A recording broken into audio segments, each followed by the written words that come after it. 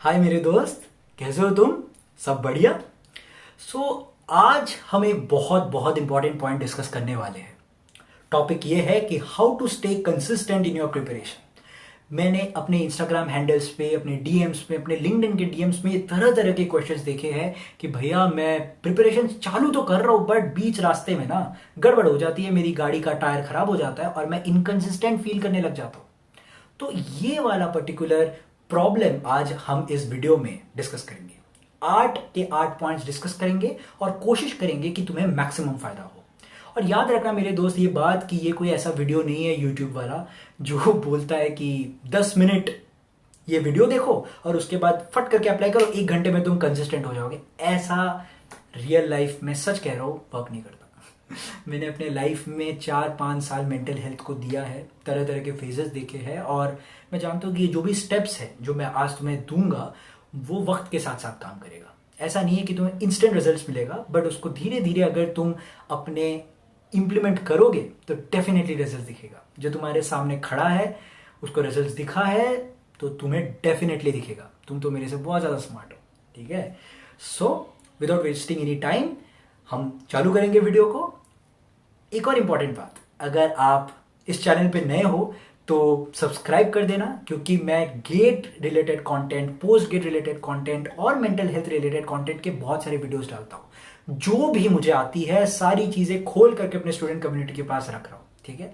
तो सब्सक्राइब कर दीजिए और एक बेल आइकन होता है तो उसको दबाने से क्या होगा, मेरे कोई भी वीडियोस आपको जल्दी नोटिफिकेशंस मिल जाया करेंगे, ठीक है? तो without wasting any time let's start the video.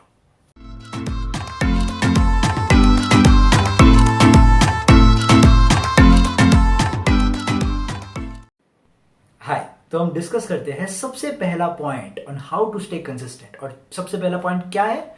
वो है रीजंस। व्हाई? क्यों करना चाहते हो प्रिपरेशन मेरे दोस्त? क्या अचीव करना चाहते हो इस प्रिपरेशन से? एंड गोल क्या है? फल, कर्मफल क्या है तुम्हारा? तो वही होती है रीजंस। और जिस इंसान की, सच बात कह रहा हूं, जिस इंसान की जितनी ज्यादा क्लैरिटी होती है ना रीजंस पे, उसका जो सक्सेस है उतना ही ऊंचा होता है। तो अब हम ना एक बहुत माइन्यूट डिफरेंस देखेंगे between motivation and inspiration.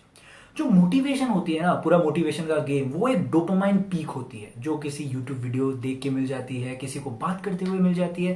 But वो मोटिवेशन होती है ना, वो बहुत टेम्पररी होती है मेरे दोस्त। जो इंस्पिरेशन होती है, inspiration comes from with in, और इंस्पिरेशन आती है रीजन से, तुम्हारे वाई से। अब मोटिवेशन का स्टोरी यह है कि इस गेम को ना मैं तब समझा था जब मैं अपने फेज से गुजर रहा था। तब जब मैं अपने मेंटल स्टेट से गुजर रहा था तो मैं ना घर से निकलता था, वो छोटे छोटे वोडाफोन के पैक्स नहीं होते थे, तो वहां जाता था और वोडाफोन के पैक भरवा के, 102 रुपए समथिंग का था, भरवा के मैं पूरा रात मोटिवेशनल वीडियोस देखता था। 2 दिन तक बड़ा एनर्जेटिक फील करता था, उसके बाद फिर से डब। तो मेरे प्रिपरेशन में मैंने ये चीज नोटिस करी है कि इंस्पायर्ड बनो, और इंस्पिरेशन आती है रीजंस से। अब गेट तुम्हें क्यों देना है, इसके बहुत सारे रीजंस थे। अगर तुम चाहते हो तो कमेंट सेक्शन में लिखो, मैं इसके ऊपर बहुत अच्छे से वीडियोस बना दूंगा, फिर तुम डिसाइड करना बैठ करके कि कौन सा रीजन तुम्हारे दिल को छू रही है। और एक बार तुम्हें रीजन पता चल जाए, उसको अपने एनवायरमेंट पे लगा देना, ठीक? सो रीजंस आइडेंटिफाई करो, वो सबसे इंपॉर्टेंट चीज है इस गेम में। वो इंपॉर्टेंट चीज तुम्हें कंसिस्टेंट रखने वाली है, ठीक? Point number 2, make your own environment. Environment की बात करो, स्टडी एनवायरमेंट, जहां पे तुम मेहनत कर रहे हो, जहां पे तुम काम कर रहे हो, वो एनवायरमेंट की बात कर रहा हो, और उसको तुम्हें बहुत ही पॉजिटिवली डिजाइन करना है, ठीक है? तो मैं जिस एनवायरनमेंट में पढ़ता था, तो बेसिकली मैं एक 2 BH के फ्लैट में अपने कॉलेज के पास अपने दोस्तों के साथ रहता था, और मैंने अपनी एनवायरनमेंट बना रखी थी। तो उसमें तरह तरह के शिव के फोटोज, क्योंकि मैं एक शिव भक्त हूँ, और फीनिक्स के फोटोज वो मुझे याद दिलाती थी कि फीनिक्स जैसे राइज फ्रॉम द एशेस करती है, उसी तरीके से मेरा भी कभी टाइम आएगा, ठीक? तो बुद्धा के फोटोज वो मुझे एक पीस देती थी। तरह तरह की इंटरेस्टिंग फोटोज से मैंने अपना रूम भर दिया था। और उसके साथ साथ एक कॉर्नर पे मैंने लिख दी थी कि मेरे रीजंस क्या है। क्या थे मेरे रीजंस?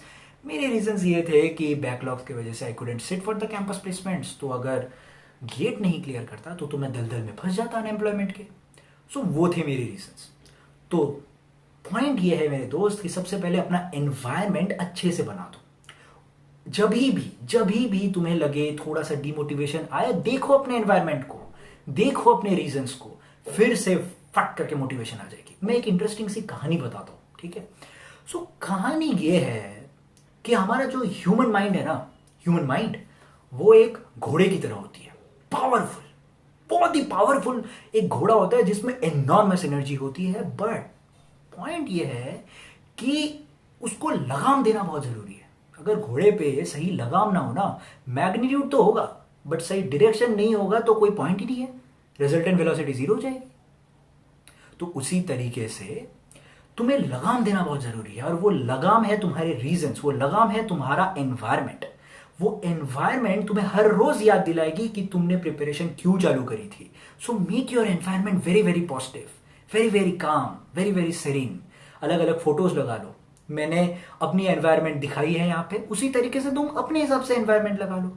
पौधा लगा लो, पौधे से क्या सीख सकते हो, पौधा जिस तरीके से धीरे धीरे धीरे धीरे ग्रो करती है, उसी तरीके से धीरे धीरे तुम्हें अपने प्रिपरेशन भी ग्रो कर रहा है। तो अलग अलग चीजें लगा लो जिसके वजह से तुम्हारा जो फोकस है ना वो सही डायरेक्शन पे जाए। क्योंकि कभी कभार हम इनकंसिस्टेंट इसीलिए होते हैं क्योंकि वी फील डिमोटिवेटेड, और इंपॉर्टेंट होती है एक सही एनवायरमेंट लगाना। सो सेकेंड पॉइंट ये है, मेक योर ओन एनवायरमेंट। तीसरा पॉइंट ना बहुत इंपॉर्टेंट इसलिए है क्योंकि मेरे पास बहुत सारे डीएम्स आते हैं, वो कहते हैं कि भैया पहले दिन मैंने 14 घंटा पढ़ा, 10 घंटे पढ़े, अब मेरे से पढ़ाई नहीं हो पा रही, मुझे क्षमा कर दो। ये पता है, ये एक इंपॉर्टेंट पॉइंट इसलिए है क्योंकि हर एक स्टूडेंट अलग होता है। सबसे पहले तुम्हें खुद की कैपेसिटी जाननी है, और ये बहुत इंपॉर्टेंट है। किसी टॉपर को देख के हम उसको फॉलो करने की कोशिश करते हैं, ये कभी मत करना। Coming back to the point ये है कि स्टार्ट स्मॉल, धीरे धीरे शुरुआत करो। अब अगर पढ़ने की तुम्हें आदत नहीं है, फॉर एग्जाम्पल 12th स्टैंडर्ड तक तुम सिर्फ 2-2 घंटे पढ़ाई करते थे, और इंजीनियरिंग कॉलेज में गेट की प्रिपरेशन करने के लिए तुम सोचे कि मैं अभी गेट दूंगा और 10-10 घंटे प्रिपेयर करूंगा। ऐसे नहीं होता है मेरे दोस्त, क्योंकि तुम्हारी बॉडी, तुम्हारी माइंड ट्रेंड नहीं है। अब एग्जाम्पल के तौर पे मैं जिम का एग्जाम्पल दूंगा। ज्यादातर लड़के, ज्यादातर लड़कियां जो मेरी वीडियोस देख रहे हैं, तुम तो जिम से वाकिफ होंगे ही, ठीक है। तो जिम का क्या फंडा है? जिम का फंडा यह है कि सबसे पहले जब हम जिम जाते हैं और वेट लिफ्टिंग चालू करते हैं तो कौन से वेट से चालू करते हो? ऐसा थोड़ी है कि 200 केजी उठा के डेडलिफ्ट मारते हो। हम क्या करते हैं, मैं क्या करता था कि सबसे पहले 2.5 केजी उठाया, फिर 5 केजी उठाया, फिर 7.5, फिर 10, फिर 12, धीरे धीरे धीरे धीरे हमने अपनी कैपेसिटी इंक्रीज करी। क्यों? क्योंकि ये जो बॉडी है ना, उसको आदत देना बहुत जरूरी है। सिमिलरली जैसे हम मसल्स को आदत देते हैं, उसी तरीके से ब्रेन को आदत देना बहुत जरूरी है।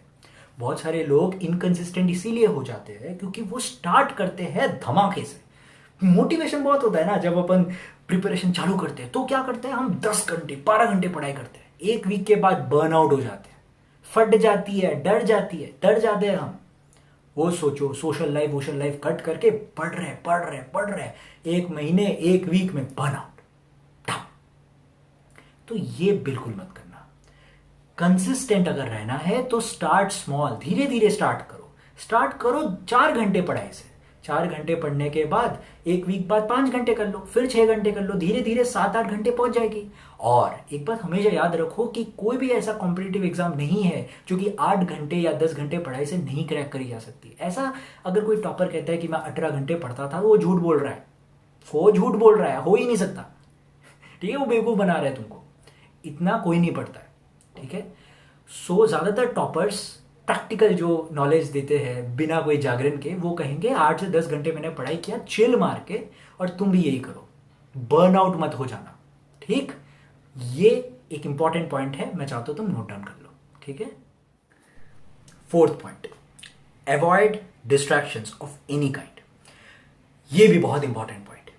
जब आप प्रिपरेशन करते हैं तो बहुत सारे ऐसे मोमेंट्स होते हैं, ऐसे पॉइंट्स होते हैं जब अपना डिमोटिवेशन हावी हो जाता है। डिमोटिवेशन हावी होता है, एक हो सकता है डिस्ट्रैक्शंस की वजह से। डिस्ट्रैक्शंस एज इन, मैं ये कभी नहीं कहता कि अगर तुम गेट या कोई भी कॉम्पिटिटिव एग्जाम के लिए प्रिपेयर कर रहे हो तो फेसबुक, इंस्टाग्राम, हर टाइप की सोशल मीडिया से अपने आप को निकाल दो, पूरी तरीके से अपना सोशल लाइफ बंद कर दो, ये कभी नहीं कह रहा, ठीक है। कुछ स्टूडेंट्स के लिए वो वर्क करती है, बट कुछ स्टूडेंट्स के लिए वर्क नहीं करती है। जैसे मेरे टाइप के स्टूडेंट के लिए बिल्कुल वर्क नहीं किया, मुझे चाहिए होता है थोड़ा बहुत एंटरटेनमेंट। तो मैं ये चाहता हूं कि सबसे पहले अपने आप को समझो मेरे दोस्त, और दूसरा रेगुलेट करो। अगर तुम इंस्टाग्राम, फेसबुक, लिंक्डइन वगैरह वगैरह कर रहे हो तो उसको रेगुलेट कर लो। मैं दिन में 1 घंटा रात को 8 to 9 के बीच में इंस्टाग्राम या यूट्यूब देखूंगा, बस। उससे क्या होगा, तुम्हें वो नेसेसरी डोपामिन, नेसेसरी प्लेजर भी मिलता रहेगा, उसके साथ साथ तुम अपना प्रिपरेशन भी करते रहोगे। तो उससे क्या होगा, एक बैलेंस मेंटेन होगी, और वो बैलेंस बहुत इंपॉर्टेंट है। तो डिस्ट्रैक्शंस को पूरी तरीके से अवॉइड करने की भी जरूरत नहीं है, रेगुलेट कर लो, सही तरीके से रेगुलेट कर लो अपनी कैपेसिटी को जानकर। और मैं इस टॉपिक पे ना एक और इंपॉर्टेंट पॉइंट पे बात करूंगा, दैट इज, मुझे अपने इंस्टाग्राम डीएम से ये बड़ी क्रिटिकल सी पॉइंट लगी, वो है रिलेशनशिप्स। यार रिलेशनशिप्स ना हमारे एज में, क्योंकि इसी एज ग्रुप में ज्यादातर हम कॉम्पिटेटिव एग्जाम के प्रिपेयर करते हैं, और relationship sometimes cause a lot of distractions. अब इस पॉइंट को ध्यान से समझो। अब ऐसा नहीं है कि हर रिलेशनशिप डिस्ट्रैक्शन होती है, बिल्कुल नहीं है। ऐसे बहुत सारी रिलेशनशिप्स होती है जो बहुत मीनिंगफुल होती है, जो बहुत डीप होती है। जैसे कि IAS officer AIR-1 Kanishka Kataria ने कहा था कि उनकी वाइफ, उनकी गर्लफ्रेंड एक बिगेस्ट सोर्स ऑफ मोटिवेशन थी। तो ऐसे बहुत सारे मीनिंगफुल रिलेशनशिप्स होते हैं जो तुम्हारे प्रिपरेशन में तुम्हें फायदा देगा, एक सेंस ऑफ एनर्जी देगी, एक सपोर्ट सिस्टम होगा। ऐसे होते हैं। बट अगर तुम इस कैटेगरी में लाई करते हो तो फिर कोई टेंशन ही नहीं है, स्किप कर लो दूसरे पॉइंट पे। अब अगर तुम दूसरे कैटेगरी पे लाई करते हो, एक टॉक्सिक रिलेशनशिप में हो, और तुमने डिसाइड कर लिया है कि मैं अब गेट की प्रिपरेशन या कोई अदर कॉम्पिटेटिव एग्जाम की प्रिपरेशन करूंगा, मेरी मानो, मेरे एक्सपीरियंसेस के बेसिस पे कह रहा हूं कि इस 1 साल में ना ब्रेकअप मत करना। You don't need to breakup. अगर ब्रेकअप करते हो तो तरह तरह की थॉट्स आती है, तुम फिर बैठ करके इंस्टाग्राम पे उसको स्टॉक करोगे, ये सोचोगे, वो सोचोगे, सारी डिस्ट्रक्टिव थॉट्स तुम्हारे दिमाग में घर बना देगी, और मैं नहीं चाहता कि ये हो। अगर टॉक्सिक रिलेशनशिप में हो तो रहने दो, ठीक है, कम बात करो, कुछ भी करो, लेकिन ब्रेकअप मत कर देना ये 1 साल में, ठीक है। अब दूसरी कैटेगरी पे आते हैं। तुम सिंगल हो, अगर तुम सिंगल हो तो प्लीज माय गॉड सेक ये 1 साल में तुम रिलेशनशिप में आने की बिल्कुल कोशिश भी मत करना। लड़कियों को स्टॉक करना भूल जाओ, लड़की हो तो लड़कों को स्टॉक करना भूल जाओ। रिलेशनशिप्स की उम्मीद ये 1 साल छोड़ दो। ढंग से अपने अपना जो पूरा जो फोकस है ना उसको कॉम्पिटेटिव एग्जाम, अपने गोल की तरफ लगाओ। अगले साल रिलेशनशिप करना, किसी IIT में पहुंच करके रिलेशनशिप करना, ठीक है। सो पॉइंट ये है कि डिस्ट्रैक्शंस को जितना हो सके तुम मिनिमाइज कर सकते हो उतना अच्छा। सोशल मीडिया में हो तो रेगुलेट करो, रिलेशनशिप्स में हो तो मत आओ, रिलेशनशिप्स को मत टारगेट करो। That is how you need to keep your focus in your preparation. And trust me, कभी कभार ये डिस्ट्रैक्शंस होती है जो कि बहुत सारे लोगों को फेल कर देती है उनके अपने गोल से, ठीक है। ये बात अच्छे से दिमाग में बैठा लो, ठीक है। 5th point, positive support system. ये पॉजिटिव एनवायरनमेंट में भी आती है। जब तुम प्रिपरेशन करते हो तो तुम्हें ये इंश्योर करना बहुत जरूरी है कि तुम्हारा जो एनवायरनमेंट है, तुम्हारे जो दोस्त सर्कल है, तुम्हारी जो रिलेशनशिप्स है वो बहुत पॉजिटिव हो। तो मैं अपनी एक्सपीरियंसेस के बेसिस पे अगर करूंगा, टचवुड, मैंने जब 1 साल की प्रिपरेशन स्टार्ट करी थी तो मेरे पास कोई जॉब नहीं थी। मेरे पास 2 बैकलॉग्स थे जिसके वजह से I couldn't even sit for the campus placements. But मेरे बहुत पॉजिटिव और अच्छे दोस्त थे, मेरे रूममेट्स थे, तो उन लोग ने ना माहौल बहुत पॉजिटिव रखा। कभी लगा ही नहीं कि मैं कोई एग्जाम का प्रिपरेशन कर रहा हूँ, नहीं होगा, क्या होगा, नहीं, मैं बहुत खुश था।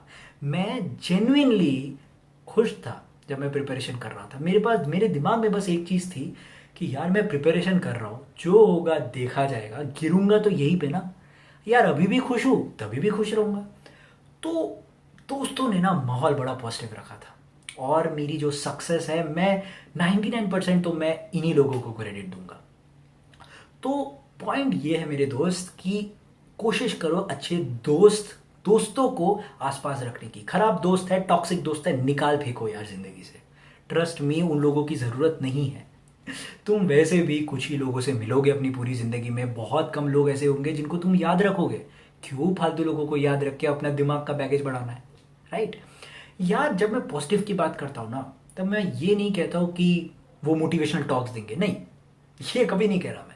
मैं ये कह रहा हूं कि हमारे दिमाग में ना तरह तरह की थॉट्स आती है, कुछ डिमोटिवेटिंग थॉट्स आती है, कुछ एंग्जाइटीज होती है, कुछ ऐसे कुछ रातें होते हैं जब में सेल्फ डाउट्स होती है, सेल्फ पिटी वगैरह वगैरह, सारी इमोशंस है एक ह्यूमन ब्रेन में मेरे में भी है, ऐसा नहीं है कि मैं परफेक्ट हूं।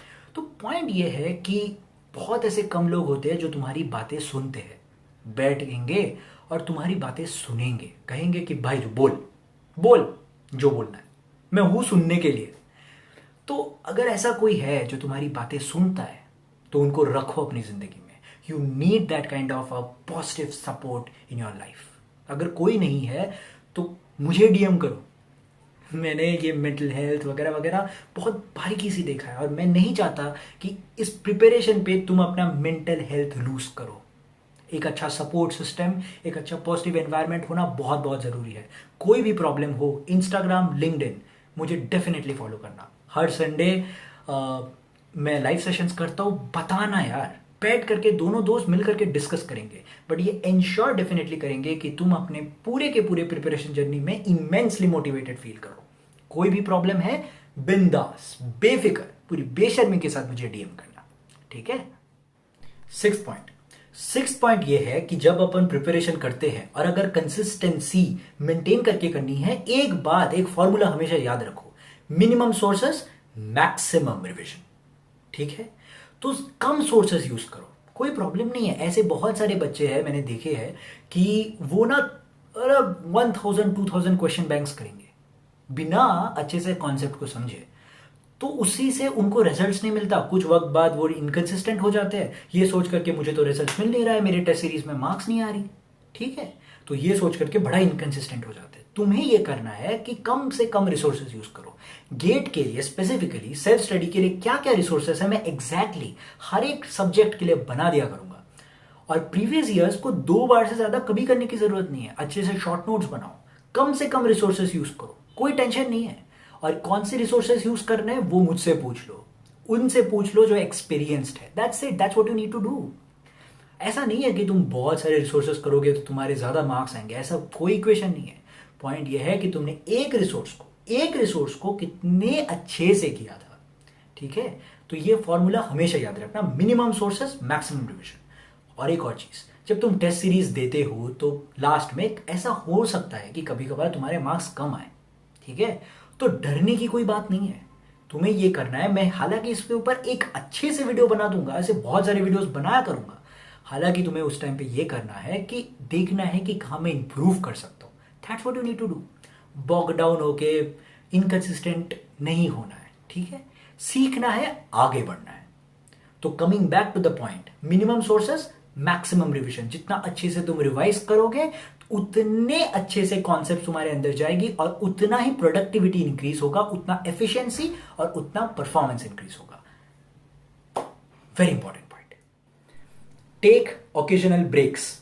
7th पॉइंट, ये बहुत इंपॉर्टेंट है। ये इंश्योर करता है कि तुम बर्नआउट ना हो जाओ, और burnout is a primary reason behind inconsistency, ठीक है। एक बच्चा पढ़े जा रहा है, सारी सोशल लाइफ उसने हटा दी, ट्रैवलिंग हटा दी, एंटरटेनमेंट हटा दी, पढ़े जा रहा है। क्या वो 1 साल तक पढ़ पाएगा? मोस्ट केसेस में क्या होता है कि वो 2-3 महीने पढ़ तो लेता है और उसके बाद वो इनकंसिस्टेंसी की दलदल में फंस करके प्रिपरेशन छोड़ देता है और कुछ और करने लग जाता है। तुम ऐसा प्लीज मत करना। प्रिपरेशन करो, उसके साथ साथ ओकेजनल ब्रेक्स लिया करो। गेट के लिए 4 से 5 घंटे ऑफ डेडिकेटेड प्रिपरेशन से ज्यादा तुम्हें नहीं पढ़ना है। मैक्स टू मैक्स कह लो, सब कुछ मिला के, अगर मैं गेट करूं, प्रोजेक्ट्स करूं, ये सब कुछ मिला के 8 घंटे होंगे। बाकी time you can enjoy yourself, बाकी time you can refresh yourself. एक स्पोर्ट खेल सकते हो, क्या प्रॉब्लम है, ठीक है। वीकेंड्स में एवरी संडे को मैं क्या करता था कि एवरी संडे मैं किसी दोस्त के साथ घूमने चला आता था, ठीक है। और इससे क्या होता था कि ये जो पूरी वीक की मेरी इतनी जद्दोजहद थी ना, सारी निकल जाती थी। एक मेंटल पीस सा मिल जाता था। हर महीने कभी ना कभी मैं ट्रैक करने निकल जाता था अपने दोस्तों के साथ, एक पर्सपेक्टिव बिल्ड हो जाती थी। सो पॉइंट ये है मेरे दोस्त कि ओकेजनल ब्रेक्स लो। यस, मैं कह रहा हूं कि ओकेजनल ब्रेक्स लो, ट्रैवल करो बट रेगुलेटेड करो। ऐसा नहीं कि ट्रैवल ही करते गए, महीने में 1 बार करो, ठीक। महीने में 1 बार कहीं घूम करके आओ, कोई नए पर्सपेक्टिव बिल्ड करके आओ, कोई नई कहानी बनाकर आओ, ठीक, नए दोस्त बनाकर आओ। और हर संडे कहीं घूमने चले जाओ, सिटी में ही कहीं घूमने चले जाओ, थोड़ा रिफ्रेशमेंट हो जाएगी। कहीं मॉल वॉल घूम लिया, कोई थिएटर देख ली, कुछ भी करो, कोई टेंशन नहीं है। बट पॉइंट ये है कि रेगुलर कंसिस्टेंट स्टडी करो, ठीक है। उसके साथ साथ ब्रेक्स करो। ब्रेक्स लो। ये बहुत इंपॉर्टेंट इसलिए है क्योंकि ये डाइट जैसा है। बैलेंस डाइट नहीं बोलते, ऐसा ऐसा थोड़ी है कि हम सिर्फ प्रोटीन खाते गए या सिर्फ कार्ब्स खाते गए। हम क्या करते हैं, protein, carbs, fats, vitamin, mineral सब एक साथ करते हैं, एक साथ खाते हैं नहीं। उसी तरीके से जब तुम प्रिपरेशन करते हो, ब्रेक्स लेना बहुत बहुत जरूरी होता है। प्लीज ये मत समझना कि ज्यादा पढ़ोगे तो ज्यादा मार्क्स आएंगे, नहीं आएंगे ठीक है, नहीं आएंगे। तुम्हें बैलेंस मेंटेन करना पड़ेगा। सही बैलेंस मेंटेन करोगे तो बर्नआउट नहीं होंगे, बर्नआउट नहीं होगे, एफिशिएंसी इंक्रीज होगा, मजा इंक्रीज होगा, और ये दोनों की वजह से तुम्हारे मार्क्स इंक्रीज होंगे। क्लियर? एट्थ पॉइंट ये है कि follow great positive people on YouTube, on LinkedIn. अच्छे लोगों को फॉलो करो। मैं अपने प्रिपरेशन में आईएएस ऑफिसर जुनैद अहमद को फॉलो करता था। मैं अपने दोस्तों को भी बड़ा बोलता था कि क्या बंदा है यार, उसकी जिंदगी की उसकी लाइफ स्टोरी डेफिनेटली पढ़ना। तुम्हें समझ में आएगा कि 5 बार आईएएस अटेम्प्ट करने के बाद लास्ट बार उसको आईएएस उनको ऑल इंडिया रैंक 3 मिली थी। तरह तरह के प्रॉब्लम्स फेस करी थी। एक एवरेज स्टूडेंट थे, 60% समथिंग मार्क्स थे, इंजीनियरिंग भी एक प्राइवेट इंजीनियरिंग कॉलेज से करी। तो उनका स्टोरी बड़ा इंस्पिरेशनल है। ऐसे लोगों को जब तुम देखोगे ना, तुम्हें समझ में आएगा यार ये कर सकता है तो मैं क्यों नहीं कर सकता। ये एक अलग ही सेंस ऑफ इंस्पिरेशन, एक अलग ही सेंस ऑफ मोटिवेशन मिल जाएगी तुमको, और मुझे बड़ा मिलती थी। तो मेरा पॉइंट ये है कि ऐसे लोगों को फॉलो किया करो। ऐसे पॉजिटिव लोग तुम्हें इंस्टाग्राम, यूट्यूब, मैगजीन्स, लिंक्डइन पे भी कितने पॉजिटिव लोग हैं। ऐसे लोग हैं जिन्होंने कम सिचुएशन से बहुत एवरेज इंटेलिजेंस के साथ पता नहीं क्या क्या कर लिया।